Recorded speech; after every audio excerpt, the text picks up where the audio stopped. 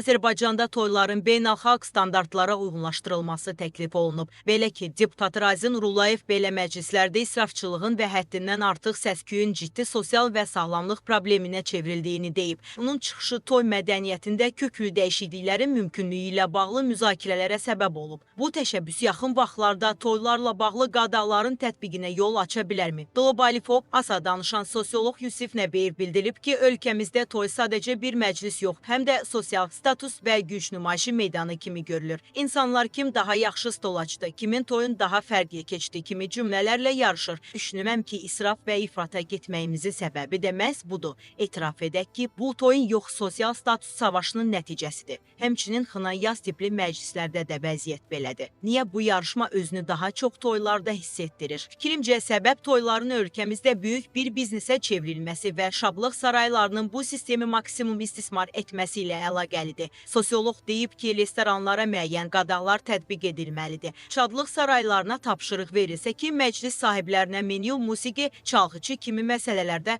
öz şərtlərini diktə etməsin, bu status savaşı da kifayət qədər zəifləyəcək. Düzdür, tam aradan qalxmayacaq, ancaq bu həddə də olmayacaq. Dövlət bu istiqamətdə qərar verərsə, tədricən hər şey öz qaydasına düşəcək. Yusif Nəbiyev qeyd edib ki, daha sadə kiçik toy məclislərinin sayı çoxaldıqca vəziyyət dəyişəcək. İnsanlar görəcək ki, sadə toy zəiflik, kasıblıq, zövqsüzlük demək deyil. Yəni, hansısa qadağalara ehtiyac belə yoxdur. Bu sayədə özbaşınalıqla bağlı mübarizə üçün aidiyyəti orqanların qaynar xətləri olsa, oraya şikayət edildiyi halda restoran və şadlıq sarayları ciddi cəzalandırılsa, məsələ qısa vaxtda həllini tapacaq.